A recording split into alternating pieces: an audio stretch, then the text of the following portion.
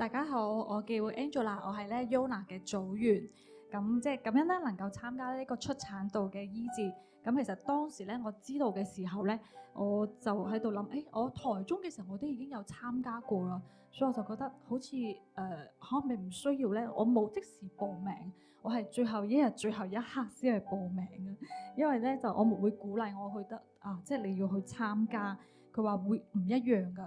咁所以咧，本來我都有一個期待啦，但係咧就當日子咧越嚟越接近嘅時候，特別係到咗嗰一日個時間越嚟越近啦，我落巴士嘅時候咧，我就有一種好似好唔想去，我好想退縮啊！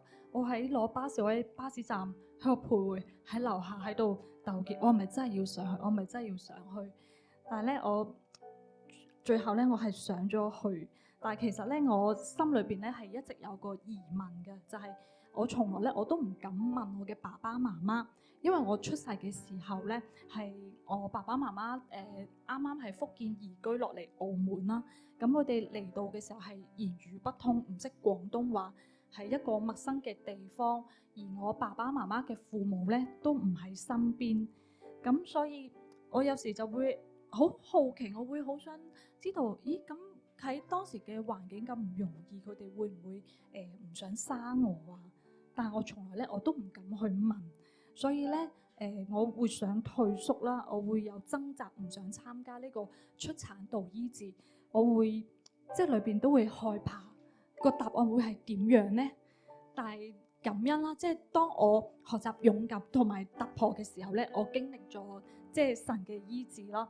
我覺得我唔需要再去問我爸爸媽媽曾經有冇話唔想生我，因為我已經有答案啦。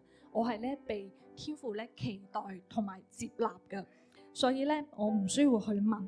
我係當時咧，我係有一種好被肯定嘅感覺啊，覺得已經就係一個答案，唔需要問，係好肯定嘅。咁喺我最近啦揾咗一份新嘅兼職工作啦。咁其實頭2日返工咧，我都會有啲緊張，因為我淨係見工嘅時候見過老闆一面，平時咧老闆唔會喺鋪頭，一直咁耐都冇見過，所以我都會有一啲緊張，會覺得唔知我做成點樣，老闆覺得我點樣咧？但係咧，即係當我諗翻起出產道醫治嘅時候，嗰一種好被肯定嘅感覺，我就覺得我只需要咧做好我嘅工作本分就得啦。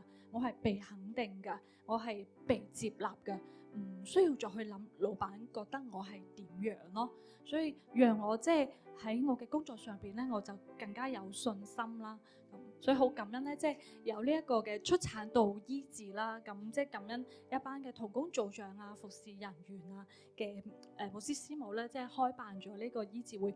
咁如果下次再有咧，弟兄姊妹就真係要參加啦，唔需要驚。雖然我當初喺樓下巴士站我都好驚，但係唔怕㗎，踏出去咧就經歷到㗎。